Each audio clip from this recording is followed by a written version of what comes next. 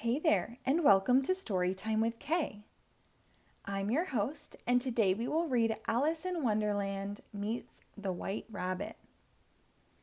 This book is retold by Jane Werner with pictures by the Walt Disney Studio. It was adapted by Dempster from the motion picture based on the story by Lewis Carroll. It was published by Western Publishing Company in Racine, Wisconsin in 1979.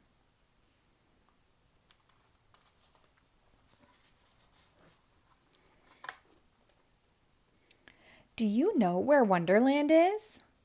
It is the place you visit in your dreams, the strange and wondrous place where nothing is as it seems.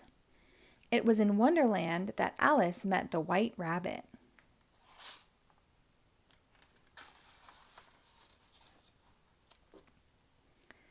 He was hurrying across the meadow, looking at his pocket watch and saying to himself, I'm late for an important date.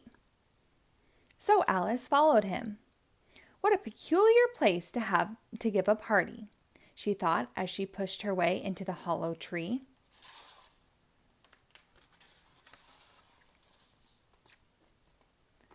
But before she could think any more, she began to slide on some slippery white pebbles inside. And then she began to fall.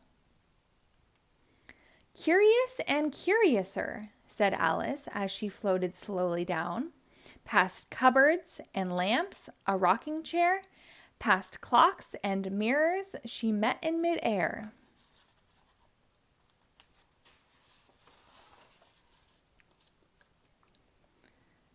By the time she reached the bottom and landed with a thump, the White Rabbit was disappearing through a tiny little door, too small for Alice to follow him.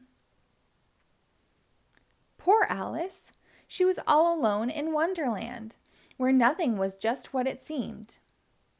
You know how things are in dreams.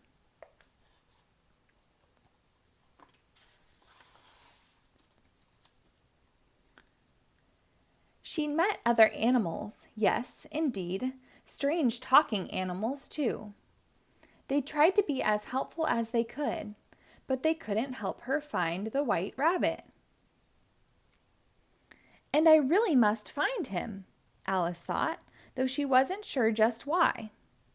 So on she wandered through Wonderland, all by her lonely self.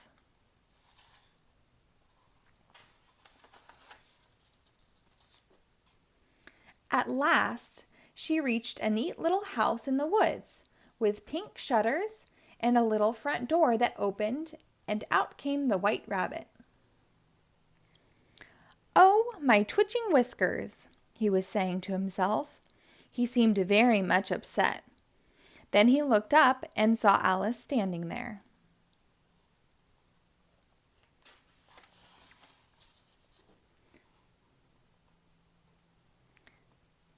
Mary Ann, he said sharply. Why, Mary Ann, what are you doing here? Well, don't just do something. Stand there. No, go get my gloves. I'm very late. But late for what? That's just what Alice began to ask. My gloves, said the White Rabbit firmly, and Alice dutifully went to look for them, though she knew she wasn't Mary Ann. When she came back, the White Rabbit was just disappearing through the woods again.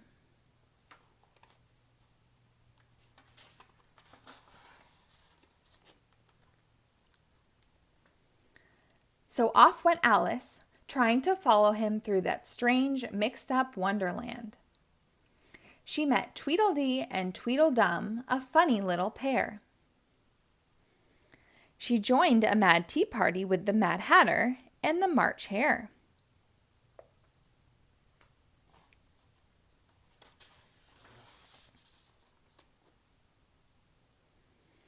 She met a Cheshire Cat who faded in and out of sight, and one strange creature, Jabberwock, whose eyes flamed in the night. They all were very kind, but they could not show Alice the way, until there is a shortcut, she heard the Cheshire Cat say, so Alice took it. The shortcut led into a garden where gardeners were busy painting roses red. "We must hurry," they said, "for the Queen is coming."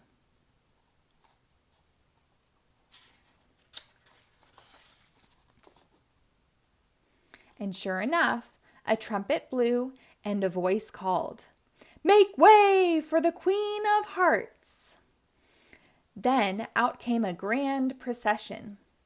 And who should be the royal trumpeter for the cross-looking queen but the White Rabbit, all dressed up and looking very fine.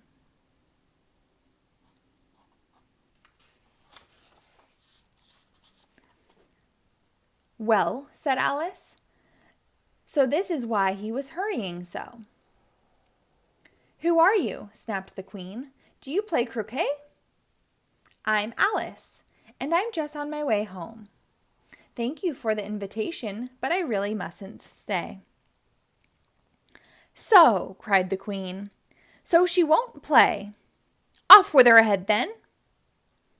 But Alice was tired of Wonderland now, and all its nonsensical ways. "Pooh," she said, "I'm not frightened of you. You are nothing but a pack of cards."